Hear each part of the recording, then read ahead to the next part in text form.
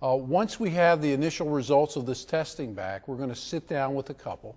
We're going to go over things and sort of target further workup based on what we find. For instance, if everything was normal, the next step would logically be to do what's called a laparoscopy.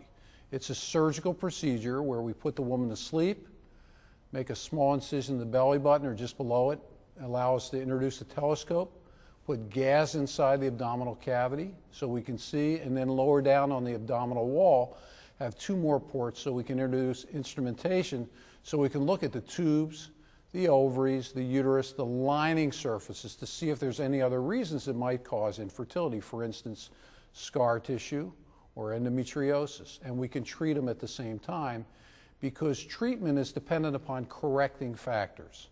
We also have a telescope called a hysteroscope, which goes in through the cervix vaginally into the uterine cavity and uses water to distend the cavity so that if there was something abnormal inside the cavity, we could remove that.